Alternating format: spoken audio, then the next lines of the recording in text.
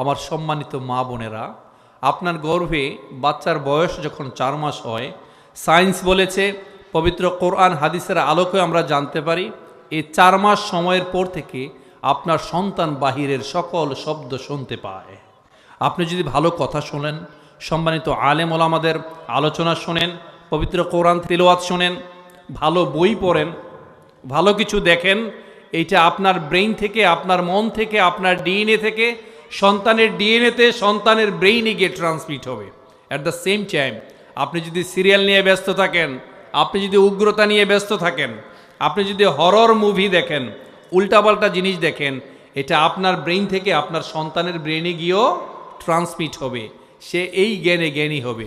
আপনারা দেখেছেন, আমরা বিভিন্ন সময় দেখেছি, 42 দিনে 78 দিনে একটা সন্তান হাফেজ হয়ে গিয়েছে, ঠিক কিনা? হাফেজ হয়ে গিয়েছে, এমনি হয় নাই মা। আপনি ওই সময়ে ভালো ভালো কথা শুনবেন, ভালো জিনিস দেখবেন, ভালো ভালো বই পড়বেন, তাহলে ইসলামের যে শাশ্বত বাণীগুলো, এই বাণীগুলো শুনবেন, দেখবেন, তাহলে আপনার সন্তানের ব্রেনেও ট্রান্সমিট হতে থাকবে। আল্লাহ তাআলা পবিত্র কোরআনে বলেছেন সূরা মুলকের 23 নং আয়াতে, কুল হুয়াল্লাযী আনশাআকুম ওয়াজআলা লাকুমুস সামআ ওয়াল আবসারা ওয়াল আফইদা কলিলাম মা তাশকুরুন। আল্লাহ তাআলা আমাদেরকে সৃষ্টি করেছেন। সৃষ্টি করার পর যে সমস্ত শক্তি আমাদেরকে দিয়েছেন, প্রথমে তিনি আমাদেরকে শ্রবণ শক্তি দিয়েছেন, তারপরে দিয়েছেন দৃষ্টি শক্তি, তারপরে দিয়েছেন চিন্তা শক্তি। আল্লাহ তাআলা কোরআনের বেশিরভাগ জায়গায় যেখানে আগে বলতে গিয়েছেন আমাদেরকে কি কি শক্তি দিয়েছেন, সেখানে তিনি প্রথমেই বলেছেন সামআ, পরে বলেছেন আবসার। প্রথমে বলেছেন আমরা শুনি, আমাদেরকে শ্রবণ যন্ত্র দেওয়া হয়েছে, তারপরে বলেছেন আমাদেরকে দৃষ্টি শক্তি দেওয়া হয়েছে। তো তার মানে আপনি সবই, বাচ্চার বয়স যখন 4 মাস হয় আপনার মাতৃগর্ভে, তখন থেকে সে বাহিরের সকল শব্দ শুনতে পান।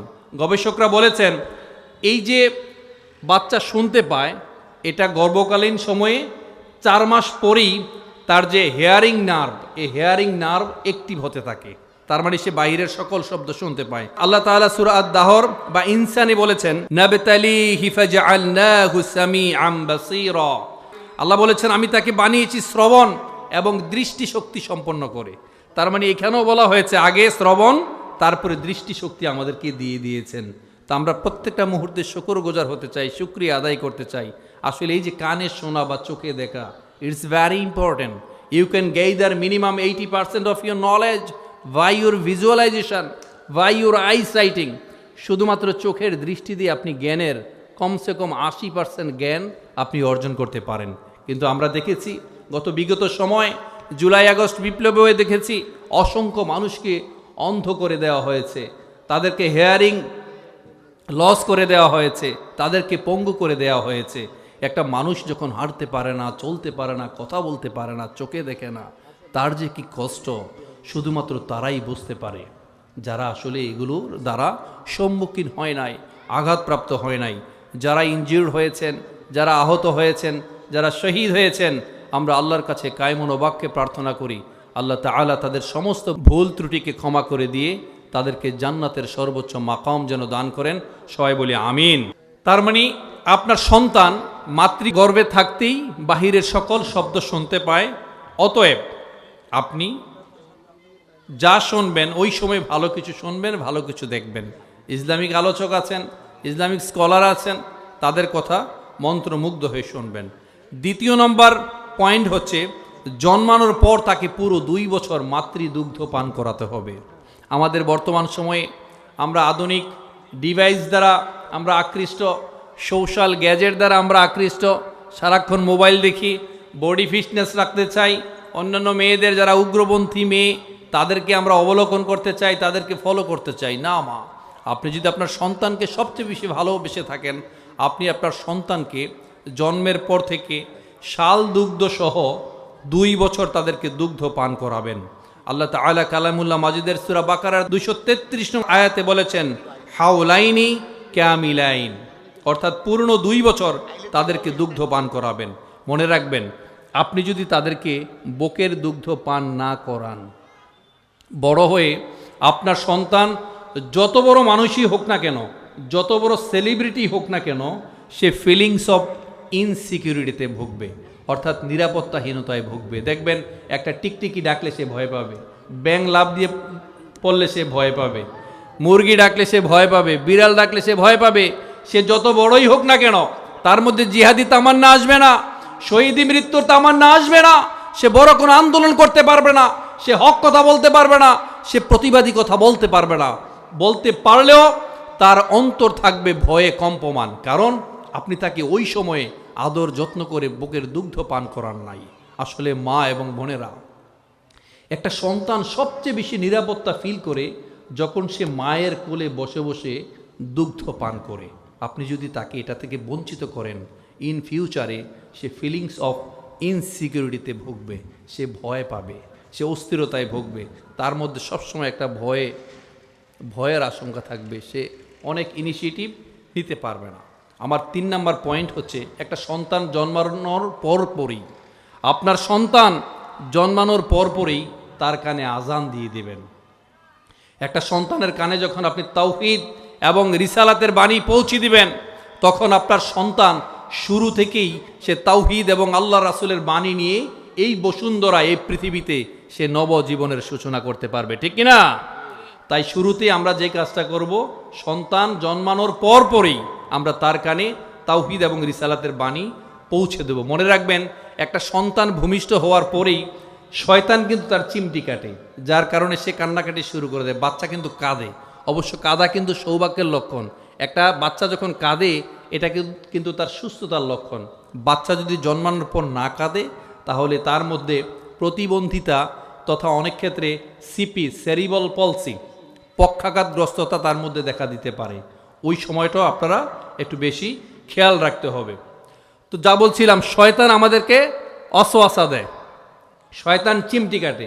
শয়তানের কাজই হচ্ছে আদম সন্তানকে ডিরেল করা, শয়তানের কাজ হচ্ছে আদম সন্তানদেরকে কুমন্ত্রণা দেওয়া। আর আমাদের দায়িত্ব হচ্ছে ফ্রম দ্য ভেরি বিগিনিং তার কানে আমরা আল্লাহ এবং আল্লাহ রাসূলের বাণী আমরা পৌঁছে দেব। আমরা সবাই জানি, ফাতিমা রাদিয়াল্লাহু তাআলা আনহার প্রথম যে সন্তান হযরত হাসান রাদিয়াল্লাহু তাআলা আনহুর জন্মানোর পরপরই আমাদের বিশ্বনবী হযরত মুহাম্মদ সাল্লাল্লাহু আলাইহি সাল্লাম তার কানে আজান দিয়ে দিয়েছেন। সুবহানাল্লাহ। আমরাও আল্লাহ রাসূলের সেই ধারাবাহিকতায় সন্তান জন্মানোর সাথে সাথেই তার কানে আমরা আজান পৌঁছে দেব। সন্তান জন্মানোর ঠিক 1 সপ্তাহের মধ্যেই আমরা তাকে একটা আকিকা দেব। মনে রাখবেন, দিস ইজ ভ্যারি ইম্পর্টেন্ট। আপনার সন্তানের সাথে আপনার সন্তানের সুস্থতা, ভালো থাকা, বিপদ আপদ কেটে যাওয়ার সাথে এই আকিকা খুবই সঙ্গতি সম্পূর্ণ। এই আকিকার মাধ্যমে আপনার সন্তান সুস্থ থাকবে। প্রত্যেক গোলাম তার আকিকার সাথে আবদ্ধ, দায়বদ্ধ। আমি যদি আরেকটু সহজ করে বলি, বন্ধনকৃত। আপনারা অনেকেই জানেন আমরা জমি বন্ধক নেই।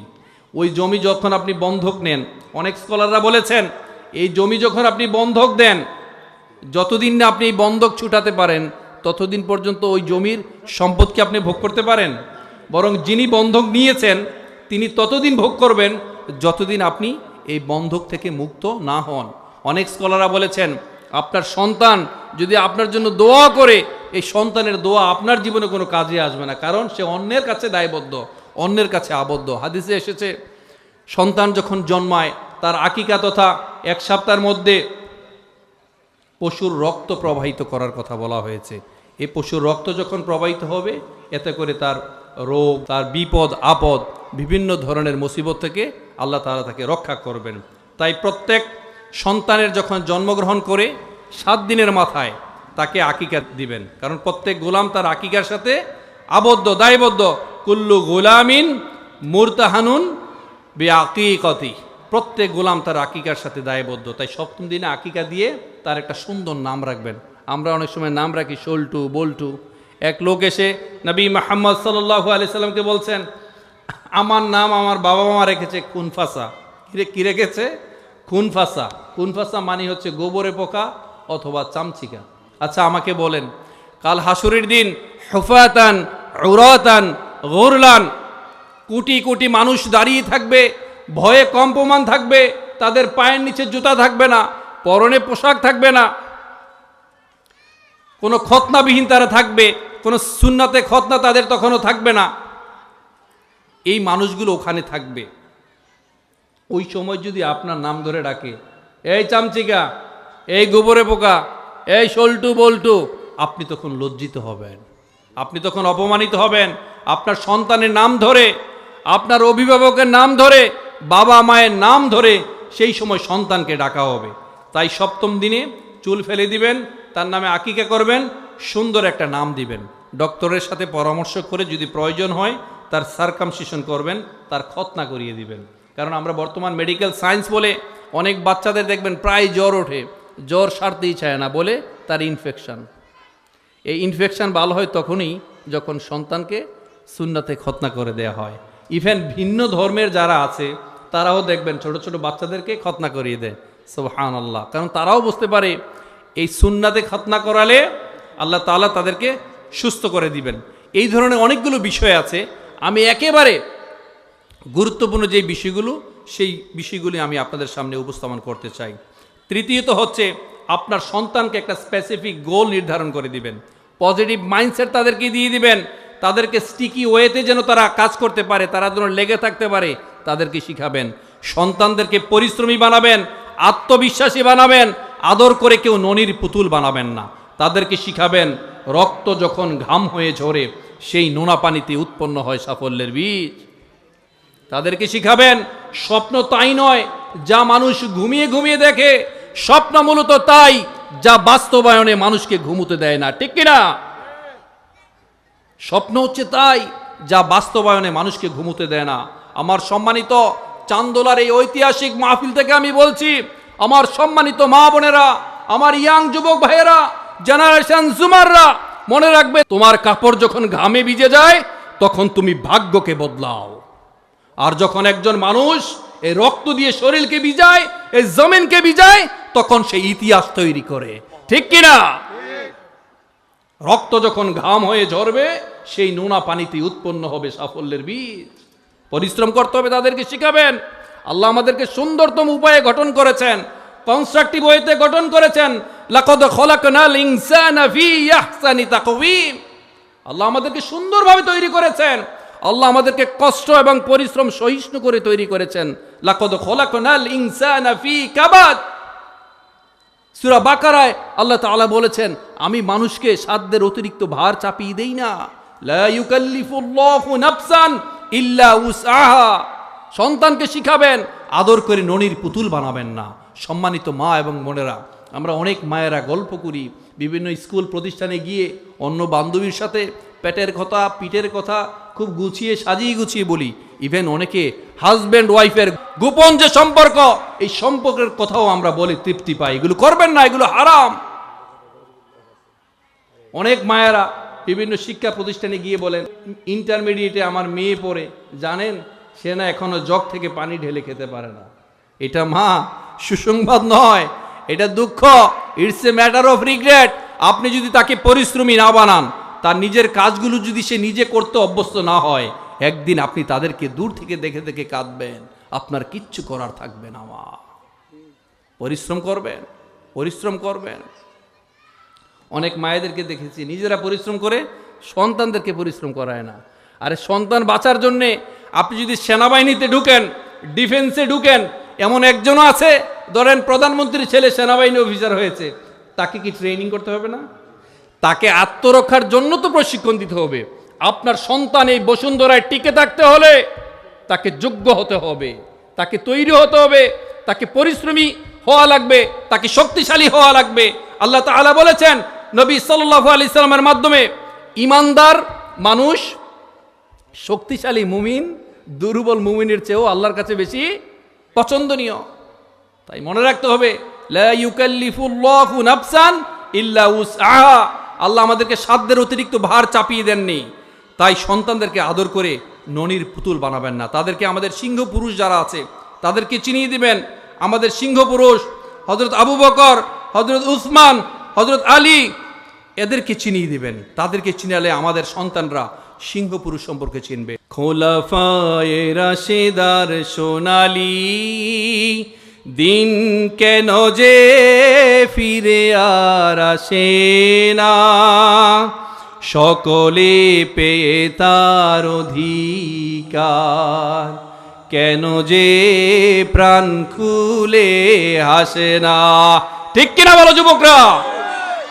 খোলাফায়ে রাশেদার সোনালী দিন কেন যে ফিরে আর আসে না, সকলে পেয়ে তার অধিকার, কেন যে প্রাণ খুলে হাসে না?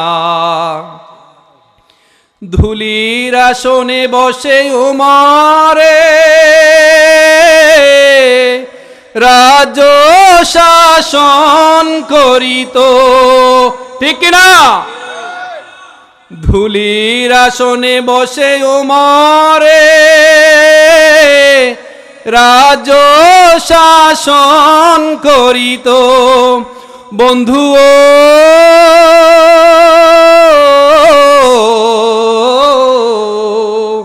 খলিফা উমরের শাসনে না খেয়ে কেউ নাহি মরিত, সেই উমরের মতো কেউ ধরাতে কেন যে ফিরে আর আসে না? তাই সম্মানিত আমার মা বোনেরা, আমার যুবকরা, ভালো ভালো জিনিস নিজেরা শুনবেন, নিজেরা পরিবর্তন হবেন, নিজেরা নৈতিকতায় উন্নীত হবেন, পবিত্র কোরআনের সাথে কানেক্টিভিটি বাড়াবেন, আপনার রবের সাথে সুসম্পর্ক স্থাপন করবেন। কারণ আমি প্রথমেই বলেছিলাম, কুল্লুকুম রাঈন ওয়া কুল্লুকুম মাসউলুন আন রাইয়াতি। সমাজের প্রত্যেকটা লোক, বিশেষ করে আপনারা যারা গার্ডিয়ান আছেন, আপনারা দায়িত্বশীল, এই দায়িত্ব সম্পর্কে আপনাদেরকে জিজ্ঞেস করা হবে। তাই সন্তানদেরকে আমাদের যারা সিংহ পুরুষ তাদেরকে পরিচয় করিয়ে দিবেন। খালিদ বিন ওয়ালিদের কথা বলবেন, সালাউদ্দিন আইয়ুবীর কথা বলবেন, হযরত আবু বকর, আলী, উসমান, ওমরের কথা বলবেন। আপনার সন্তান শুরু থেকেই সিংহ মানবে পরিণত করে দিবে কে? আল্লাহ তাআলা পরিণত করে দিবেন। আরেকটা বিষয় হচ্ছে, সম্মানিত মা এবং বোনেরা, সন্তানদেরকে কখনো নিজের সম্পদ মনে করবেন না, সন্তানদেরকে কখনো নিজের মনে করবেন না। আল্লাহ তাআলার পক্ষ থেকে সন্তান হচ্ছে আমানত। আমাকে বলেন সম্মানিত মা বোন, আমার এখানে প্রিয় বাবারা আছেন, পৃথিবীতে বিয়ে শাদীর পর অনেক কাপল আছে, অনেক দম্পতি আছে, হাজব্যান্ড ওয়াইফ আছে, খুব চেষ্টা করে সন্তানের জন্য চেষ্টা করে, অনেকের সন্তান হয় না। আবার দেখবেন বিয়ে করে ফেলেছেন, আপনার ওয়াইফ স্টুডেন্ট, লেখাপড়া করছে, ওই প্রতিষ্ঠানে যে আপনি বিয়ে করেছেন এটা জানাজানি হলে সমস্যা, সন্তান হওয়া তো দূরের কথা, এরপরও না চাওয়া সত্ত্বেও আপনার সন্তান পৃথিবীতে চলে এসেছে। এই সন্তান পৃথিবীতে পাঠিয়েছে কে? আল্লাহ তাআলা পাঠিয়েছেন। অতএব সন্তানদেরকে কখনো নিজের মনে করবেন না, আল্লাহ তাআলার পক্ষ থেকে সন্তান হচ্ছে আমানত। খেয়াল রাখবেন, ইয়া আইয়ুহাল্লাযীনা আমানু কু আনফুসাকুম ওয়া আহলিকুম নারা। আল্লাহ তাআলা পবিত্র কোরআনে বলেছেন, শুধু আপনাকে বলেন নাই জাহান্নামের আগুন থেকে নিজেকে রক্ষা করতে, শুধু আপনাকে বলেন নাই, সাথে সাথে বলেছেন আপনার আহাল যারা আছে, আপনার পরিবারের সদস্য যারা আছে, আপনার সন্তান, আপনার পরিবারদেরকেও জাহান্নামের আগুন থেকে রক্ষা করার কথা আল্লাহ তাআলা বলেছেন। অন্য এক আয়াত আল্লাহ বলেছেন, ওয়া আনযির আশীরাতাকাল আকরাবিন, আপনার নিকটজন যারা আছে তাদেরকে সতর্ক করুন। অন্য আরেক বর্ণনায় বলা হয়েছে, আপনার স্ত্রী এবং সন্তানদের মধ্যে কেউ আপনার শত্রু, তাদের ব্যাপারে আপনারা সচেতন হন। তাই ভাই, সন্তানদেরকে সবসময় রবের সাথে সুসম্পর্ক স্থাপন করাবেন, পবিত্র কোরআনের সাথে কানেক্টিভিটি বাড়াবেন। মনে রাখবেন, আপনার সন্তান যখন কোরআনের জ্ঞান পায়, আল্লাহ তাআলা যাকে কোরআনের জ্ঞান দেন তাকে সম্মানিত করেন। ইয়ারফাইল্লাহুল্লাযীনা আমানু মিনকুম ওয়াল্লাযীনা উতুল ইলমা দারাজাত। আল্লাহ যাদেরকে কোরআনের জ্ঞান দিয়েছেন, he or she, they will be honored by all. There is no misgiving here, there is no doubt in it. আপনি আপনার সন্তানদেরকে কোরআনের ছায়াতলে নিয়ে আসবেন, কোরআনের জ্ঞান শিখাবেন, রবের সাথে সুসম্পর্ক স্থাপন করবেন। সম্মানিত মা এবং বোনেরা, মনে রাখবেন, পৃথিবীতে ৪র্থ নম্বর পয়েন্ট, পরকালের আলোয় দুনিয়া সাজাতে পারে, পরকালের আলোকে এই দুনিয়াকে ডেকোরেট করতে পারে, এমন শিক্ষা প্রতিষ্ঠানে আপনার সন্তানকে পড়াশোনা করতে দিবেন, যারা শুধু দুনিয়ায় নয়, এই মান্ডেন, এই জাগতিক, শুধুমাত্র এই পৃথিবীর জ্ঞান নয়, সেজন্য পরকালের আলোয় আলোকিত হতে পারে, এই ধরনের প্রতিষ্ঠানে তাকে ভর্তি করাবেন। সম্মানিত মা এবং বোনেরা, সম্মানিত মা এবং বোনেরা, সন্তানদের সমস্ত ডিভাইস থেকে দূরে রাখবেন। আমি আপনাদের পায়ে ধরে বলছি, যে সমস্ত সন্তানের বয়স 18 বছর হয় নাই, বিশেষ কোনো কারণ না থাকলে বিনা কারণে তাদের হাতে অ্যান্ড্রয়েড সেট একেবারে দিবেন না। 18 বছরের পূর্বে কোনো স্মার্টফোন নয়, আর 18 মাসের পূর্বে, 18 বছরের পূর্বে কোনো স্মার্টফোন নয়, আর 18 মাসের পূর্বে কোনো সন্তানের চোখে ডিভাইস নয়। মোবাইল হতে পারে, ল্যাপটপ হতে পারে, আধুনিক গ্যাজেট হতে পারে, যত ধরনের স্ক্রিন আছে, দয়া করে 1.5 বছর আগ পর্যন্ত সন্তানের চোখে কোনো মোবাইল দিবেন না। মনে রাখবেন, আপনার সন্তান এখন অনেক adult, they are very latest, তারা সব জানে, সব বোঝে। আর এই যে ডিভাইস, এটা শুধুমাত্র এডিকশন নয়, আপনার সন্তানকে হিপটোনাইজ করে ফেলবে। সারাক্ষণ শুধু দেখবে, ছোট বাচ্চা, দুধের শিশু বাচ্চা, সে মোবাইলের কি বোঝে? তারপর সে মোবাইল ছাড়া কিছু বোঝে না। তার পেট ব্যথা করলেও, ওষুধে না সারলেও মোবাইল দিবেন, কান্না বন্ধ। অতএব মা, মনে রাখবেন, কাঁচায় না নোয়ালে বাস, পাকলে করে ঠাস ঠাস। ঠাস ঠাস আর টাস টাস বলেন। সময় মতো যদি আপনার সন্তানকে না বুঝাতে পারেন, সময় মতো আপনার সন্তানকে যদি তার যে কোনো ধরনের বদভ্যাস, বদগুণ যদি অঙ্কুরে বিনষ্ট না করতে পারেন, বড় হয়ে যাওয়ার পরে আপনি কাঁদবেন, আপনি ধুকে ধুকে মরবেন, কিন্তু সন্তানকে পরিবর্তন করতে পারবেন না। তাদেরকে ডিভাইস নয়, তাদেরকে যৌক্তিক ডেডিকেটেড টাইম দেন। প্রত্যেক দিন 30 মিনিট, 1 ঘন্টা তাদের সাথে আপনি খেলাধুলা করেন। সম্মানিত বাবারা, you are not only the money making machine. আপনি শুধুমাত্র টাকা ইনকাম করলেই হবে না, আপনি আপনার সন্তানদের দিকেও খেয়াল রাখতে হবে। যদি আপনি আপনার সন্তানদেরকে ঠিকমতো পরিচালনা করতে পারেন, সন্তান আপনার কথা শুনবে। মনে রাখবেন, সন্তান, আপনি সন্তানকে কি বলেন, সন্তান এটা জীবনেও শোনে না। সন্তান তাই শোনে যা বাবা করে। বাবাকে, মাকে দেখে দেখে এই সন্তানের ছোটবেলা থেকেই বাবা মা হয় সন্তানের একমাত্র আদর্শ, ঠিক কিনা? মামা মায়ের কাছে সে নায়িকা হয় তার মা, ছেলের কাছে নায়ক হয় সে তার বাবা।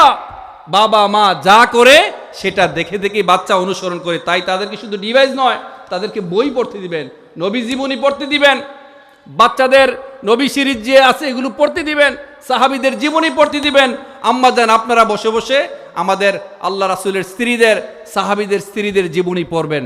তাহলে এই দেশটা, আপনার জীবনটা, পরিবারটা, এই দেশটা সাজিয়ে দিবেন কে? আল্লাহ তাআলা সাজিয়ে দিবেন। সম্মানিত আমার মা বোনেরা, আরেকটা জিনিস খেয়াল রাখবেন সম্মানিত মায়েরা, বিশেষ করে বাহিরের প্রসেসড ফুড, ম্যানুফ্যাকচার্ড ফুড, এই খাবারগুলো থেকে সন্তানদেরকে দূরে রাখবেন। Soft drinks, testing salt, monosodium glutamate, sugar, colour food, এই খাবারগুলো থেকে সন্তানকে দূরে রাখবেন। আপনি বুঝতে পারছেন না আপনার সন্তান কেন বাইরের খাবার পছন্দ করে?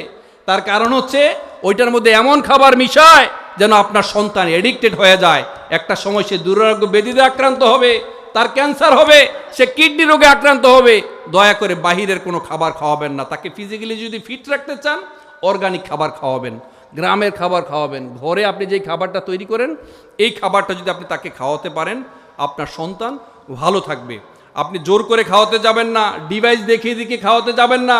আপনি যদি মনে করেন আমার সন্তান খাচ্ছে না, ডিভাইস দেখালে খাওয়ায়, ডিভাইস দেখালে খায়, মনে রাখবেন আপনার সন্তান ওবেসিটি হবে, প্রতিবন্ধী হতে পারে, বুদ্ধি প্রতিবন্ধী হতে পারে, তার মধ্যে কোনো পুষ্টি থাকবে না। মেডিকেল সায়েন্স বলে আপনি যখন আপনার সন্তানকে ডিভাইস দেখিয়ে দিকে খাওয়ান, এত করে তার পেট ভরে, কিন্তু পুষ্টি ভরে না, পুষ্টির ঘাটতিতে সে থাকে। বাচ্চাদেরকে ছোটকাল থাকতে তাদেরকে ফ্রেশ খাবার খাওয়াবেন। বিশেষ করে বাচ্চার বয়স যখন কম থাকে, তাকে খিচুড়ি খাওয়াবেন। গরুর গোশতে আপনি যেই ধরনের উপাদান পান, শুধুমাত্র ডাল আর চাল যদি একসাথে মিশিয়ে রান্না করেন, এই শক্তি আপনি পাবেন। সুবহানাল্লাহ বলবেন না? গরুর মাংস এত দাম, এটা কেনার সামর্থ্য অনেকের হয় না, কিন্তু আপনি যদি ডাল আর চাল একসাথে করে রান্না করেন, আপনার সন্তান ছোটবেলা থেকেই শক্তিশালী হবে। আলহামদুলিল্লাহ। তারপরে চালের জাউ, শুধুমাত্র চাল ভেঙে এই চালের জাউ যদি খাওয়াতে পারেন, আমাদের মা দাদিরা আগে আমাদেরকে খাইয়েছে, আপনি আপনার সন্তানকে যদি এই সেরিলাক নয়, এটা খেয়ে যদি অভ্যস্ত করতে পারেন, আপনার সন্তান আল্লাহ চাইতো পেটের রোগে খুব একটা ভোগবে না। ছোটবেলা থেকেই আসলে আমাদের এই যে পাকস্থলীর আবরণ, সায়েন্স বলে পাকস্থলীর আবরণ প্রত্যেক 5 থেকে 7 দিনের মধ্যে একবার পরিবর্তন হয়ে নতুন করে আবার আবরণ তৈরি হয়। সুবহানাল্লাহ বলবেন না? এই আবরণ যদি নতুন করে তৈরি না হতো, সায়েন্স বলে 5-7 দিনের মধ্যে এই আবরণ নিজে ডাইজেস্ট হয়ে, আবরণ নিজে হজম হয়ে স্টুলের সাথে বের হয়ে যেত। আল্লাহ তাআলা প্রত্যেক সপ্তাহে 5-7 দিনে একবার আপনার পাকস্থলীর এই আবরণকে পরিবর্তন করে দেয়। সম্মানিত মা এবং বোনেরা, বাচ্চাদেরকে নিয়মিত খেলতে দিবেন, তাদের সাথে খেলবেন, তারা যেন দৌড়ায়, দৌড়ালে সুইটিং হবে, কোলেস্টেরল কমবে, ব্লাড সার্কুলেশন বাড়বে, ক্যালোরি নষ্ট হবে, এতে করে তাদের ক্ষুধা বাড়বে, তারা খাবে, ঘুমাবে, এদের ব্রেইনটা প্রশান্ত থাকবে, মেধা শার্প হবে, তারা বড় হয়ে ভালো কিছু করতে পারবে। সম্মানিত আব্বাজানরা, বাবাজানরা যারা আছেন, আপনাদেরকে বলি, আমাদের ঘুমের সময় আসলে মূল সময় হচ্ছে রাত 9টা থেকে 10টা। মূল সময়টা যদি 9টার মধ্যে আপনি ঘুমাতে পারেন, আমাদের যে গ্রোথ হরমোন, এই গ্রোথ হরমোন যখন বৃদ্ধি পাবে, আপনি যখন ঘুমিয়ে পড়বেন, আমাদের শরীরে জমে থাকা যত রোগ, জীবাণু, আবর্জনা আছে, এগুলো ক্লিন হতে থাকে। কিন্তু আমরা যখন ঘুমাই, যখন আল্লাহ তাআলা ঘুমের হরমোন নিঃসরণ করেন, তখন আমরা জেগে থাকি, আর যখন জেগে ওঠার হরমোন নিঃসরণ করে, আমরা তখন ঘুমের ঘরে থাকি। আল্লাহ তাআলা আমাদেরকে ডাকতে থাকেন, আলা মিন মুস্তাগফিরিন ফাগফিরুলাহ, কার কি প্রয়োজন আমার কাছে চাও, উদউনি আস্তাজিব লাকুম, আমরা আল্লাহকে ডাকলে আল্লাহ সেই ডাকে আমাদেরকে সাড়া দিবেন। গাফিরিয যামবি ওয়া কাবিলিত তাওব, আল্লাহকে ডাকলে আল্লাহ ইজ ওয়েটিং ফর আস 24/7। আমরা 24 ঘন্টা আল্লাহ আমাদের জন্য ওয়েট করেন ক্ষমা করে দেওয়ার জন্যে, কিন্তু আমাদের সময় নাই। যখন ঘুমের হরমোন নিঃসরণ হয়, গ্রোথ হরমোন নিঃসরণ হয়, তখন আমরা জেগে থাকি, আর যখন জেগে ওঠার সময়, তখন আমরা থাকি ঘুমের ঘরে অচেতন, ঠিক কিনা? এই জন্য ভাই, তাড়াতাড়ি ঘুমাতে যাব। Early to bed and early to rise makes a man healthy, wealthy and wise. সম্মানিত মা এবং বোনেরা, বাচ্চাদেরকে সময় মতো ঘুমাতে দিবেন, নিজেরাও ঘুমাবেন, শুধু ডিভাইস নিয়ে পড়ে থাকবেন না। এবং সম্মানিত স্বামীরা, মনে রাখবেন, খয়রুকুম লিআহলিহি ও আনা খয়রুকুম লিআহলি। আল্লাহ রাসূল সাল্লাল্লাহু আলাইহি সাল্লাম বলেছেন, তোমাদের পরিবারের কাছে ওই ব্যক্তিটাই বেশি উত্তম যে তার পরিবারের কাছে উত্তম। এবং পরে বলেছেন, যেমন আমি আমার পরিবারের কাছে ভালো, উত্তম। আপনাদেরকে ভালো স্বামী হওয়া লাগবে, আবার পাশাপাশি স্ত্রী যারা আছেন তাদেরকে ভালো হওয়া লাগবে। এই পয়েন্টটা খুবই গুরুত্বপূর্ণ। সম্মানিত মা এবং বোনেরা, পারিবারিক বন্ধন খুবই সুদৃঢ় রাখবেন, পারিবারিক বন্ধন খুবই জরুরি। সারাদিন বাসায় উগ্রতা, স্বামী স্ত্রীতে ঝগড়া, মারামারি, অকৃতজ্ঞতা, উগ্রতা, মনে রাখবেন, প্রথমে যে বলির পাঠা হয়, যে প্রথমে আক্রান্ত হয়, এই আপনাদের ঝগড়াঝাটির কারণে যে প্রথম শিকার হয় আপনার কোমলমতি সন্তান। সন্তানের সামনে যখন আপনি রাগারাগি করবেন, গালাগালি করবেন, ধরাধরি করবেন, মারামারি করবেন, আপনার সন্তান মানসিকভাবে, ফিজিক্যালি, মেন্টালি, বুদ্ধিবৃত্তিক তার বিকাশে মারাত্মক ক্ষতিগ্রস্ত হয়। অতএব আপনি আপনার সন্তানকে শেষ করে দিবেন না, অঙ্কুরে বিনষ্ট করে দিবেন না। বাবা মা যারা আছেন, স্যাক্রিফাইস করতে শিখবেন, একজন আরেকজনকে ভালোবাসবেন, একজন আরেকজনের প্রতি কৃতজ্ঞ থাকবেন। আলহামদুলিল্লাহ, আমি যে কথাগুলো বললাম, এই কথাগুলোর জন্য আমরা নিজেরা পালন করতে পারি। মা, আমি কথাগুলো খুব দরদ দিয়ে বলার চেষ্টা করেছি, কোরআন হাদিসের আলোকে বলার চেষ্টা করেছি। আমার বিগত অনেক দিনের গবেষণার ফল, সন্তানদেরকে মানুষ করেন, সন্তানদেরকে ভালো করেন, সন্তানদেরকে নীতি নৈতিকতা শেখান, তাদেরকে কোরআন শেখান, তাদেরকে। যুবক ভাই যারা তোমরা আছো, তোমাদেরকে আমি অনুরোধ করছি, তোমরা যদি মনে করছো আমি ভালো করে পড়াশোনা করতে পারি না, আমার বাবা মা নাই, আমার খালু মামা নাই, টাকা পয়সা নাই, আমি তো ক্লাসের ব্যাক বেঞ্চার, আমি দেখতে সুন্দর না, মেয়েরা যদি মনে করেন আমার চেহারা সুন্দর না, আমি লম্বা নই, আমার বংশমর্যাদা ভালো নই, না, it doesn't make any sense. আল্লাহর কাছে সবচেয়ে প্রিয় হচ্ছে ইন্না আক্রমাকুম ইনদাল্লাহি আতকাকুম। একটা মানুষের তাকওয়ার ভিত্তিতে আল্লাহ তাআলার কাছে সে সম্মানিত হয়। মনে রাখবে, জীবনকে শুরু করা যায় যে কোনো সময় থেকে, যে কোনো বয়স থেকে, যে কোনো স্থান থেকে। একজন মানুষের বয়স যদি 80ও হয়, আমি কয়েকদিন আগে দেখলাম একটা মেয়ে 7 মাসের অন্তঃসত্ত্বা, সে কি এক প্রতিযোগিতায় প্রথম হয়েছে, 7 মাসের অন্তঃসত্ত্বা, সে প্রথম হয়েছে। মনে রাখবে, জীবনকে যে কোনো জায়গা থেকে শুরু করা যায়, যে কোনো স্থান থেকে শুরু করা যায়, যে কোনো বয়স থেকে শুরু করা যায়। Life can be started from any place, anywhere, any time, and you will have to start your life from the very beginning. জীবনকে সবসময় শূন্য থেকে শুরু করতে হয়। You will have to start from zero, শূন্য থেকে শুরু করতে হয়। অনেক কিছু দিয়ে জীবন শুরু করা যায় না। Life is very colourful, nobody will colour it, you will have to colour your life, you will have to decorate your life. জীবনকে তোমাকে কেউ সুন্দর করে দিবে না, তোমার জীবন তোমাকেই সুন্দর করতে হবে। আর আল্লাহ তাআলা বলেছেন, কেউ যদি পরিশ্রম করতে চায়, সংগ্রাম করতে চায়, ভালো পথে আসতে চায়, আল্লাহ তাআলা তাকে সাহায্য করেন। ওয়াল্লাযীনা জাহাদু ফীনা লানাহদিয়ান্নাহুম সুবুলানা ওয়া ইন্নাল্লাহা লামাআল মুহসিনিন। সম্মানিত অতিথিবৃন্দ, মা বোন যারা আছেন, সবাইকে অসংখ্য ধন্যবাদ। এই কথাগুলোর জন্য আমরা পালন করতে পারি, লালন করতে পারি, ধারণ করতে পারি।